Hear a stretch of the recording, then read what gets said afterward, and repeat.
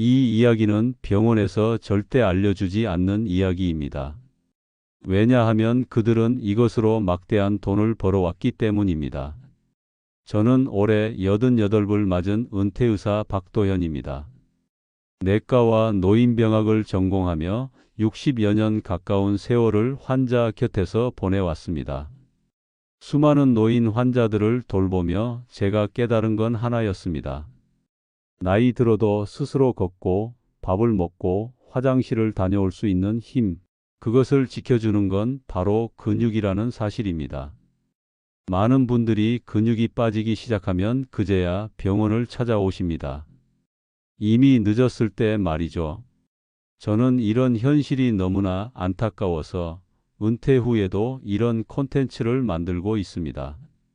제가 평생 쌓아온 경험과 지식을 나누어서 한 분이라도 더 건강한 노후를 보내셨으면 하는 마음입니다.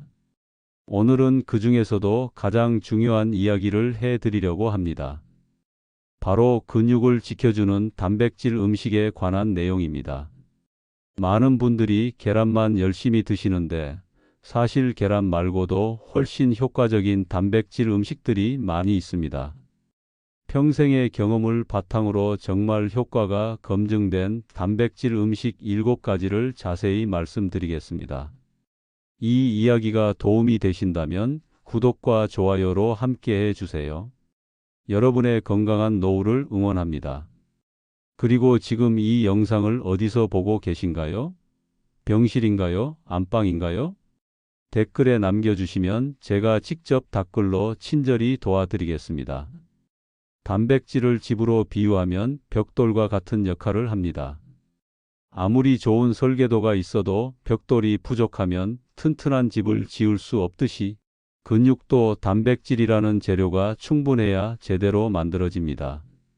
미국 국립노화연구소에서 2019년에 발표한 연구 결과를 보면 70세 이상 노인의 35% 이상이 근육 감소증을 겪고 있다고 합니다. 더 충격적인 건 80세가 넘으면 이 비율이 50%를 넘어선다는 사실입니다. 문제는 노인들의 단백질 소화 흡수율입니다. 젊었을 때와 비교해서 노인은 같은 양의 단백질을 먹어도 실제로 흡수되는 양은 약 30% 정도 줄어듭니다. 하버드 의과대학의 2021년 연구에 따르면 60세 이상 성인은 체중 1kg당 최소 1.2g의 단백질이 필요합니다.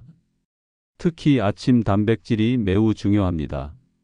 텍사스 대학교 연구팀이 발표한 연구를 보면 아침에 20에서 30g의 단백질을 섭취한 노인이 저녁에만 단백질을 섭취한 노인보다 근육 합성률이 40%나 높았습니다. 여러분은 평소 단백질을 충분히 드시고 계신가요? 하루 3끼를 떠올려 보시면서 각 끼니마다 어떤 단백질 음식을 드셨는지 한번 생각해 보세요. 일본 도쿄 대학교에서 2020년에 발표한 연구 결과가 정말 놀랍습니다. 평균 나이 75세의 노인 200명을 대상으로 한 실험에서 하루 2번씩 콩 단백질을 꾸준히 섭취한 그룹이 6개월 후 하체 근력이 평균 18%나 증가했습니다. 두부의 장점은 소화가 잘 된다는 점입니다. 나이가 들면서 소화 기능이 약해진 분들에게는 고기보다 두부가 훨씬 부담이 적습니다. 게다가 이소플라본이 근육뿐만 아니라 뼈 건강에도 도움을 줍니다. 아침 반찬으로 두부 반 모 정도를 들기름 한 숟갈과 함께 드시면 좋습니다. 들기름의 오메가3 지방산이 두부의 단백질 흡수를 더욱 도와줍니다. 고등어 같은 등푸른 생선도 훌륭한 선택입니다. 노르웨이 국립보건연구소에서 2018년에 발표한 연구에 따르면 주 3회 이상 등푸른 생선을 섭취한 노인이 그렇지 않은 노인보다 근육량을 12% 더 잘 유지했습니다. 에어프라이어를 이용하면 간단합니다. 고등어를 토막 내어 소금 간을 살짝 하고 15분 정도 구우시면 됩니다. 비린내도 훨씬 덜하고 영양가도 높습니다. 김민수님은 79세에 은퇴한 체육교사셨습니다. 은퇴 후 집에만 있으면서 점차 활동량이 줄어들었고 다리에 힘이 없어 계단 오르기가 너무 힘들다며 병원을 찾아오셨습니다. 검사 결과 민수님의 허벅지 근육량은 정상 범위보다 40%나 부족했습니다. 보통 이런 경우 병원에서는 고가의 단백질 보충제를 처방하지만 저는 식단 개선을 제안했습니다. 민수님께 제안한 식단은 오늘 말씀드린 음식들 위주였습니다.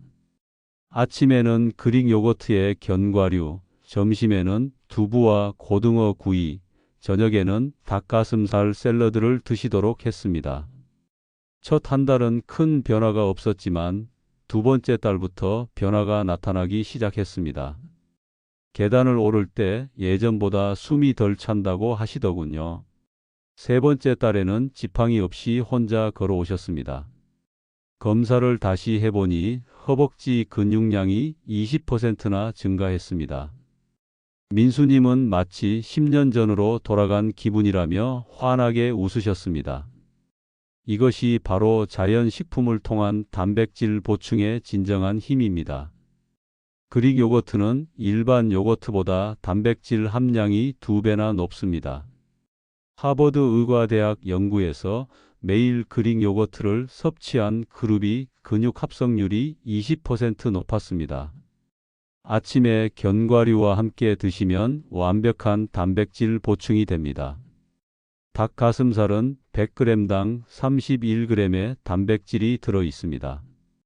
조리 전에 우유에 30분 재워두면 부드러워집니다.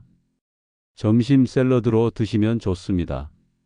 렌틸콩과 키노아는 완전 단백질에 가까운 식물성 단백질입니다. 밥을 지을 때 함께 넣으면 단백질은 2배, 식이섬유는 3배 늘어납니다. 치즈는 소화가 쉬운 단백질 공급원입니다.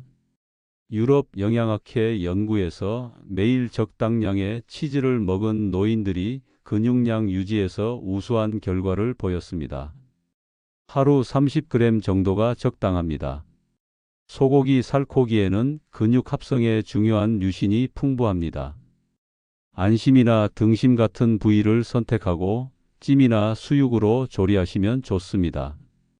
저 역시 80대에 접어들면서 아내가 급격히 약해지는 모습을 보며 큰 충격을 받았습니다. 허리가 구부러지고 계단 오르기를 힘들어 하시는 모습이 너무 안타까웠습니다. 그때 저는 결심했습니다. 제가 환자들에게 권하는 식단을 우리 부부도 철저히 실천해 보자고 말입니다. 매일 아침 식탁에는 오늘 소개한 7가지 단백질 음식들이 다양하게 올라왔습니다. 석 달이 지나자 아내의 허벅지 근력이 눈에 띄게 좋아졌습니다. 계단을 손잡이 없이도 올라가실 수 있게 되었고 허리도 많이 펴지셨습니다. 가장 기억에 남는 순간은 아내가 혼자서 마트에 다녀오신 날이었습니다. 이런 경험을 통해 깨달은 건 사랑하는 가족의 건강을 지키는 가장 확실한 방법은 바로 식탁 위에 단백질 한 그릇이라는 사실입니다.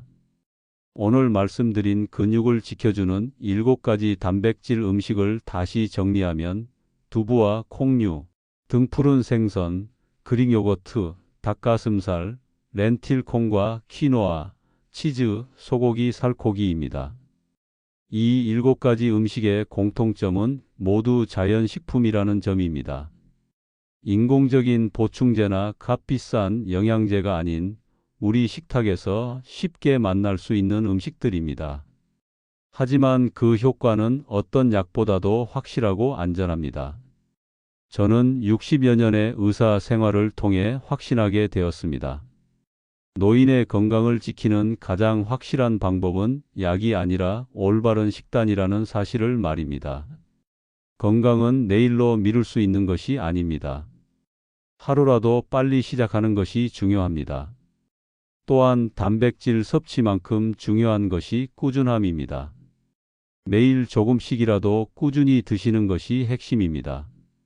여러분도 오늘부터 하루 3끼 중 최소 2끼는 오늘 소개한 단백질 음식 중 하나씩은 포함시켜 보세요. 무엇보다 중요한 건 여러분 자신을 위한 투자라는 생각입니다.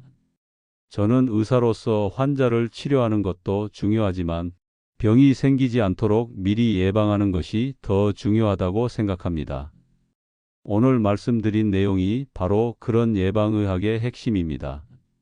내일 저녁부터 작은 습관 하나만 바꿔보세요. 그 변화가 여러분의 노후 건강을 완전히 달라지게 할 수 있습니다. 건강한 단백질 한 그릇이 여러분의 인생을 바꿀 수 있습니다. 오늘도 건강하시고 내일은 더욱 건강하시길 바랍니다. 감사합니다.